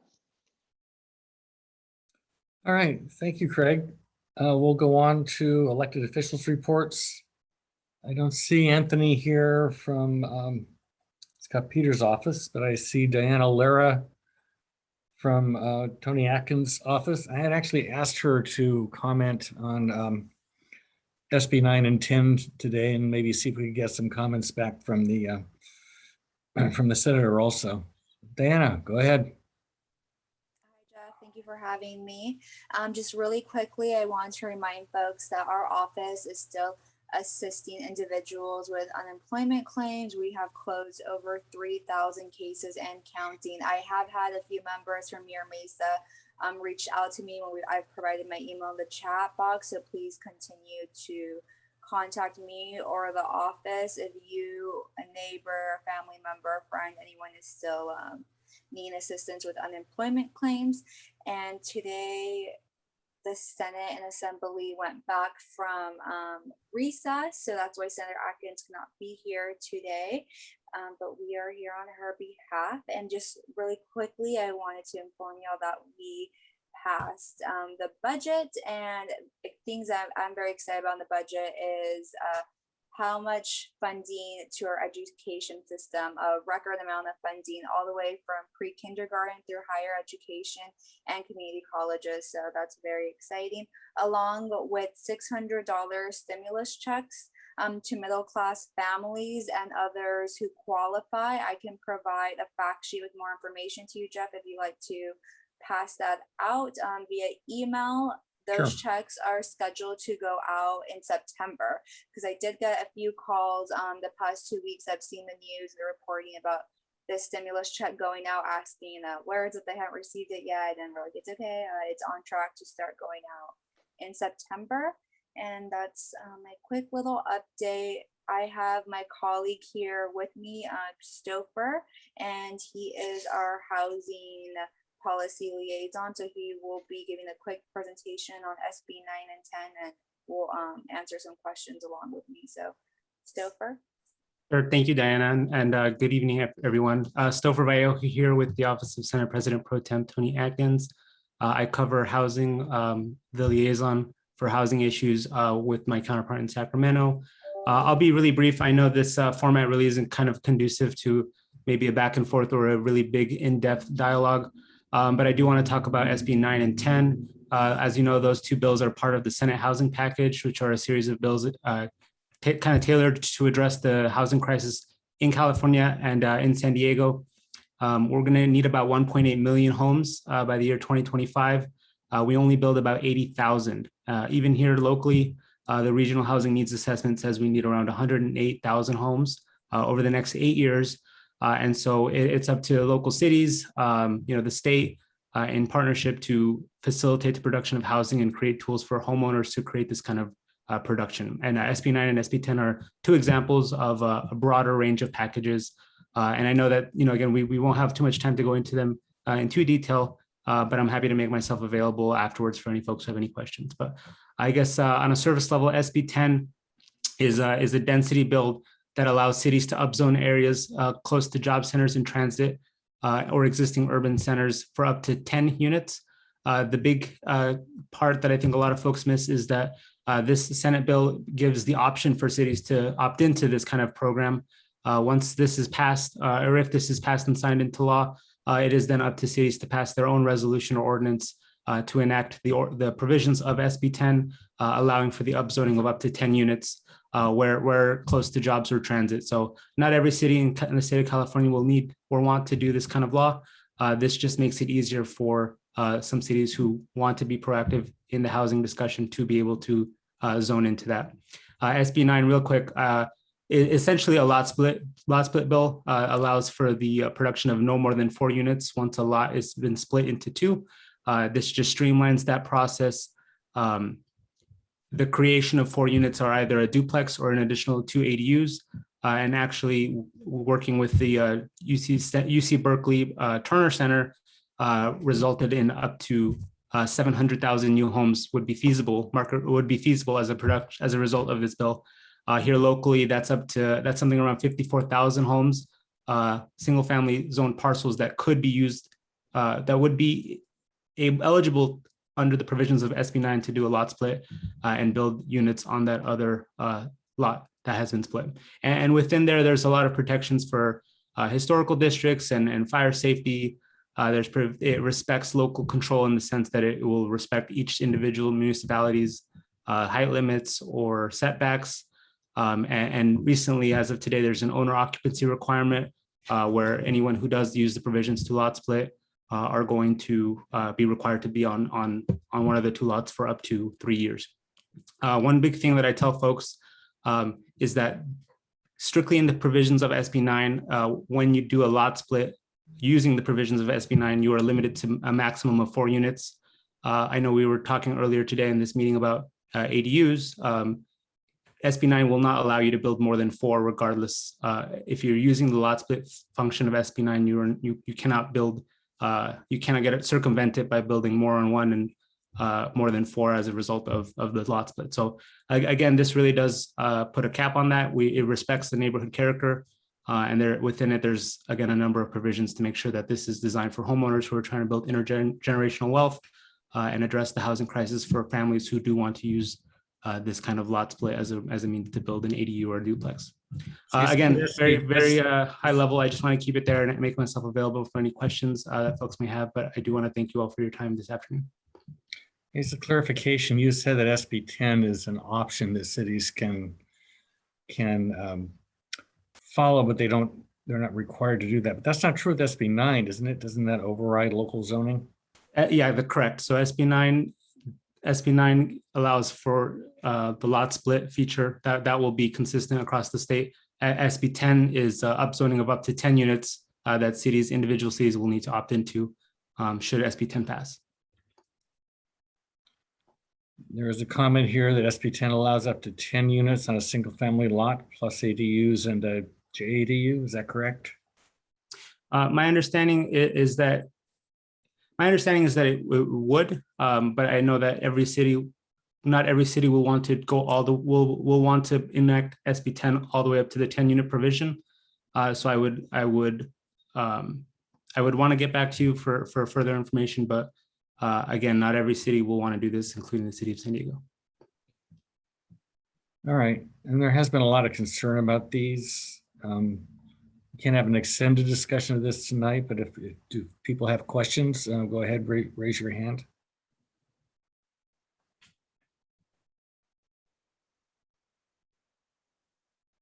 Greg Redke. Thank you. I was wondering, will there be any place in a city where we could still have a single family home neighborhood? Or will people who want that have to move out? You know, Craig, I don't know if that's kind of a fair question to answer. I don't expect ADUs or duplexes to kind of pop up as the week of the passage of any of these bills. I think that neighborhood character is important. I know that these bills do give a lot of local control for historic neighborhoods, for communities and cities that are mindful of the neighborhoods that they do have and that they do foster. I also do know that the conversation around housing is that we are in a crisis. There is not nearly enough supply to meet the demand, the Senate, the governors, and the Assembly and individual cities are all laser focused on addressing this issue of creating more housing production, ADUs and JADUs, and increasing density in neighborhoods along major transit corridors or near jobs are a way to do this responsibly. And even through then, there's opportunity for folks to stay involved to make sure that the policy decisions are guided by the anecdotes and the narratives of folks who are living in these neighborhoods. So I appreciate the question. I definitely think that this is an ongoing dialogue. Yeah, one more thing, just sure. I mean, I'm against it, just for the record, just because I know that if my neighbor builds something like this, I will move, or I will build it myself and then get the heck out of town. And the whole area is just going to be an overcrowded, no parking mess. So it's just going to wreck the neighborhood, and we'll still never have enough houses. So it's at some point we just have to go, look, we do what we can, but we can't wreck what we have just to try to make more space for something that's never really going to get enough. So that's just my comment on it. Please share that with your representatives there. Thanks. I hear you, Craig. Thank you for your comments. From Danica Vo. Thank you. Topher, I have read the Senate Bill 9 code from one end to the other. Unless it's been changed in the last week, there is nothing in that code that prohibits putting an ADU or a JDU, or multiple ADUs for that matter, on the property, especially in the city of San Diego. So can you refer me to the section that says that you can't put ADUs or a JADU on one of those subdivided lots or both of them? You can, Dana. So the provision of the lot split allows you to build up to 4 units. Essentially, if you have a home on one and you lot split, you can build up to 2 units on the other lot. This might be 2 ADUs, this might be a duplex, but the total number of units on what was formerly that single lot cannot exceed 4. It doesn't say that in the code. I'd be happy to refer you to the language section that Could you do explicitly that? I says. will put my email in the chat. I would like to see that language, please. I would be happy to. Thank you. Thank you. Jeffrey Huder.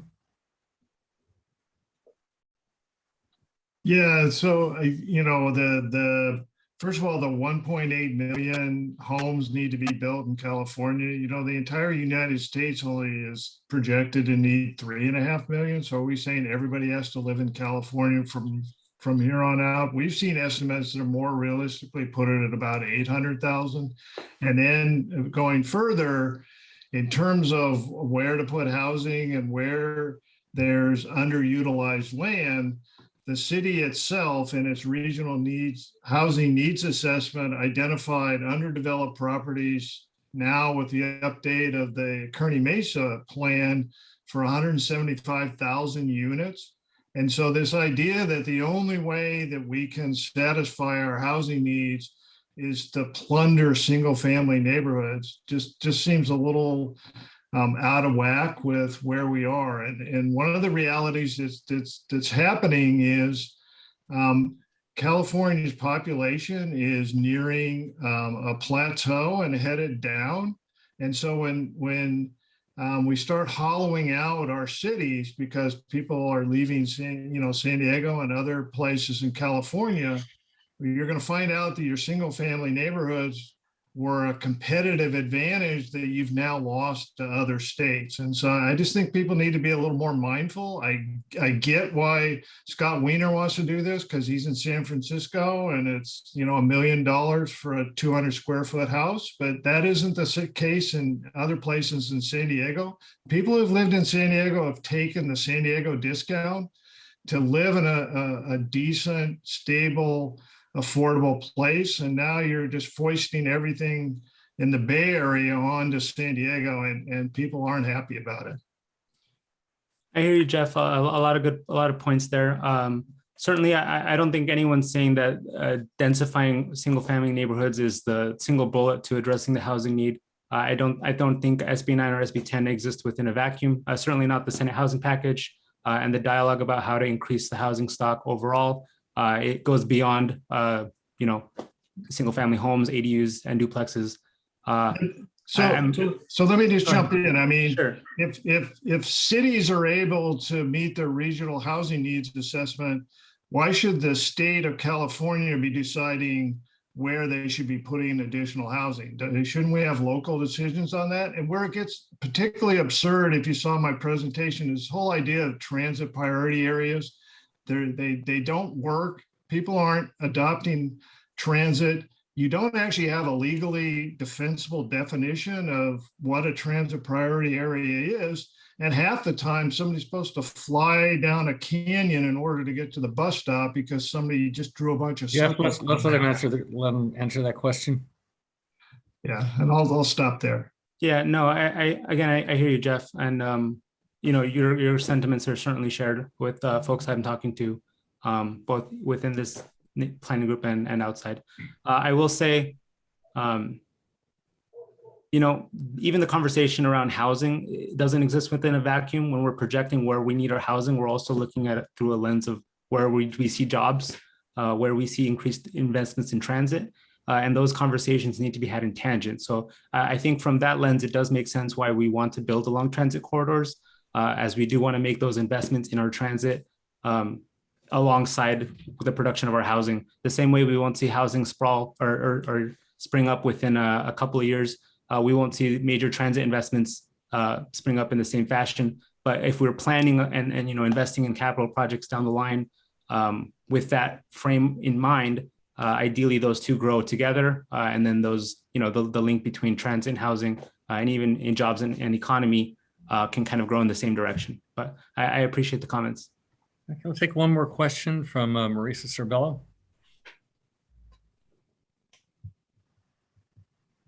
Are you there? If you are, you'll need to unmute.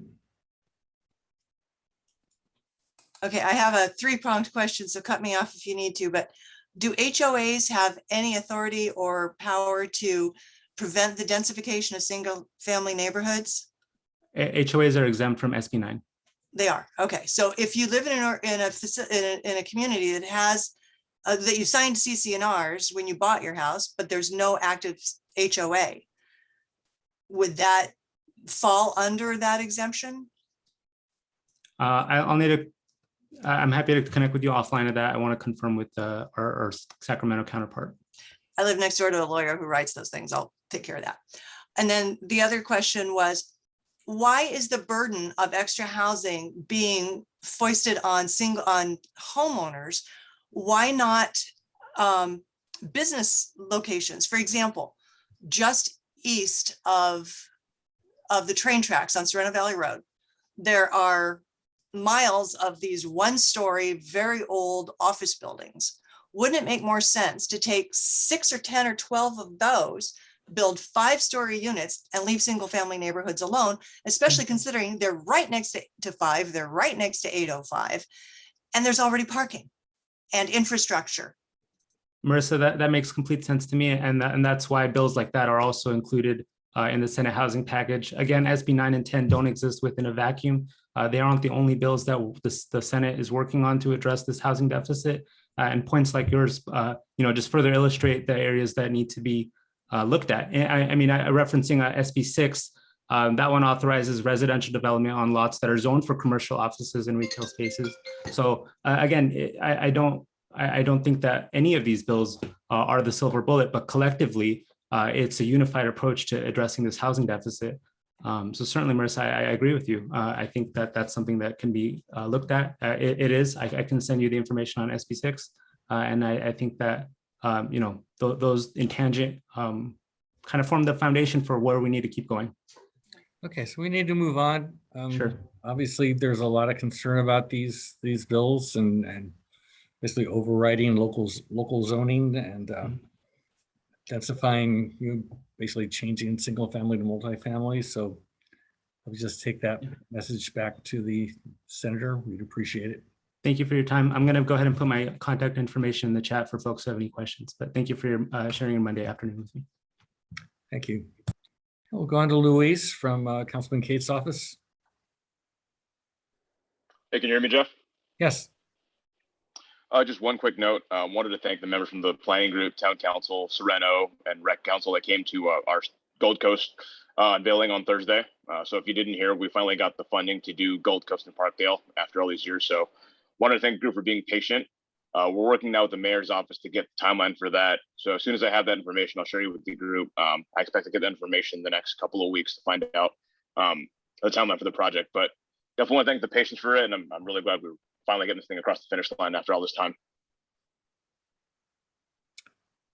Thanks, Luis. You have anything else? That was it. Oh, I'm trying to think of anything a little more important than getting that tree done. So I just like to offer the councilman my sympathy. He's been trying for years to get the money to do this, as his constituents have been beating on him mercilessly. And now for the next year, during the rest of his term, he gets to be beat on by his constituents for the roads being all dug up. And then his successor will get to come out and have the opening ceremony when it's finally all built and complete. Yeah, that's pretty accurate, but I'm happy to get this thing across the finish line. Okay, any questions for Luis? Okay, thank you very much. Thank you. Are there any other representatives reports that I missed? Oh, Amanda Berry, there you are. Hi, it's nice to meet you all. I think this is my first actual meeting. My name is Amanda Berry. I use she, her, hers pronouns, and I'm representing Supervisor Tara Lawson-Remer. So thanks for sticking it out and letting me present today. I wanted to start by talking about Supervisor Lawson-Remer's and her support for small businesses that are struggling due to the COVID-19 pandemic. So I don't know if you all remember if Evelyn presented back in February when Supervisor Lawson-Remer authored a bipartisan proposal with Supervisor Anderson to ensure the $30 million of federal relief funds would go to the business community. So that passed unanimously and the application portal's open. So we really need help spreading the word. If you haven't told your local barista or hairdresser to apply, be sure to share the word. I'll definitely put that link in the chat. And then secondly, I want to talk about one of the big things that Supervisor's done, which is really radical in innovation. We're creating the Office of Evaluation, Performance, and Analytics. And we're going to have a presentation, hopefully on the agenda for your next meeting, from my colleague, David, who's a program evaluation fellow. And he's going to talk about how the office is going to transform the county's work. It's really critical to planning groups to hear how evidence informs the policies that we bring forward. And then the other big thing is grant funding that the county has available to support community groups and events. And so a lot of folks don't necessarily know that the county actually provides a significant grant funding mechanism to neighborhood groups and nonprofits every year. So there's two types of grants. The first one is the Neighborhood Reinvestment Program, and then the second is the Community Enhancement Program. And they can be used to fund community events, capital improvements, and ongoing operations. So our office is available to help. The application's open. The funding is available until it runs out. So if you know folks that are looking for funding for some of their programs, please do encourage them to. And finally, I'll add in our newsletter link. If you haven't signed up for it, I would encourage you to do so. We send out a lot of updates about what's going on in our address, in our office. And so please don't hesitate to reach out to me. your future meetings, and look forward to getting a relationship with all of you and hopefully meeting in person and going to the Mira Mesa Epicenter when it's open for meetings in the future. So if anybody has any questions, I'm happy to take them. Thanks, Amanda. Any questions for Amanda or for the supervisor? Okay, thank you very much. Let's see, Kristen was here from MCS Miramar, but I don't see her now. Are there any representatives that I missed? So Michaela did send me an email. She unfortunately has food poisoning, so she was not able to come to the meeting. I have forwarded her her rather extensive presentation out to people. Just to summarize, and that can go in the minutes. There's a new director of homelessness strategies and solutions.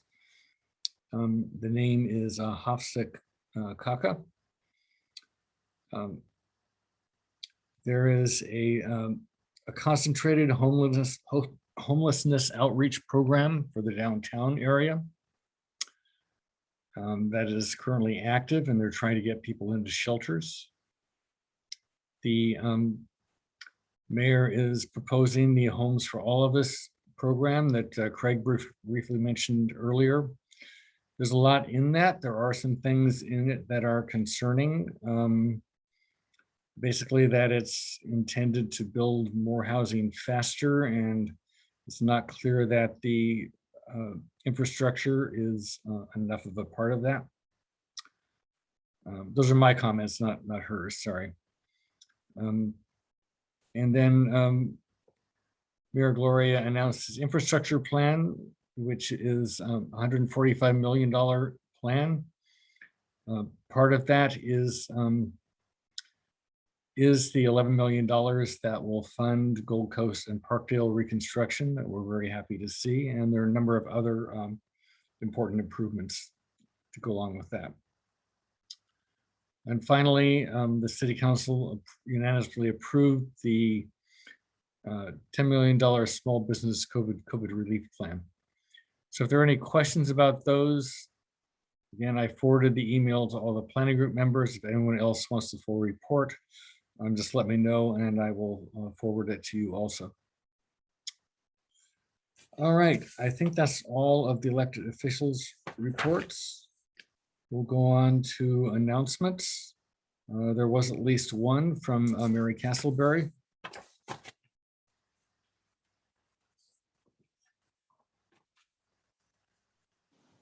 Do you mean Mary Lightcap, not Castleberry? I'm sorry, why did I say that? Yes, That's that was what I meant. okay.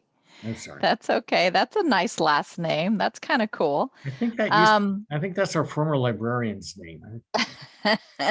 Oh no, she was Crystal Challenger. That's it. Sorry. No, that's okay. So I wanted to say it's been a pleasure serving on the board of the Mira Mesa Community Planning Group, but I'm being replaced by Tiffany English, who is here tonight as the new Qualcomm representative. And Tiffany is actually replacing Phil Lasada, who has decided to retire. And so Tiffany joins us with a very strong architectural background and will be leading the team at Qualcomm on the design, architecture, space planning side. So Tiffany, do you want to? Yes, thank you. Thank you, Mary. And thank you so much for allowing me to join this group. I'm actually looking forward to it. So just to give you a little background, I will be taking over for Phil. Phil will be retiring in February. So we have a transitionary period going on at Qualcomm.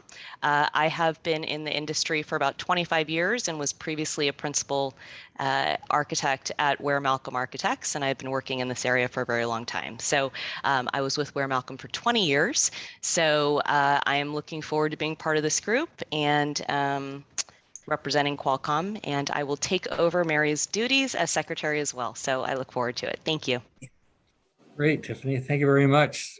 So we do need to formally approve this, and I heard about it too late to get on the agenda for this meeting, so we can't vote on it. But am quite certain no one is going to object to this, so we will put that as an action item as the first thing on next month's agenda. Okay, do you want me to be there as well, or do I not need to be there?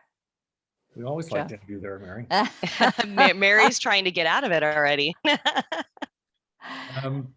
You should, I mean, it might be a good idea. After all, you're going to do the minutes from the meeting tonight, right? Yes, I am doing them right now. So it And might I've be- gone over everything with Tiffany as well. And we have everything in a share drive at Qualcomm where she can access the roster, Good. the election information, and voting and everything. So, Okay, well, yes, you should come to the next meeting. Okay. At least long enough to make sure that Tiffany gets elected, something approved. it's approved. Okay. Sorry about that. Okay. Reports, CPC. I think we've heard about everything we did at CPC in one way or another tonight. There was the presentation on the city's ADU ordinance that we heard about this evening. An update on the Parks Master Plan, which since then has been approved for better or worse. At the next meeting, we will be discussing Blueprint San Diego, which is a new program to speed up community plan update approvals, including the Mira Mesa community plan. I think I sent out information about that I would encourage people to look at prior to the next meeting. Hey, Pam, Penasquitos Canyon.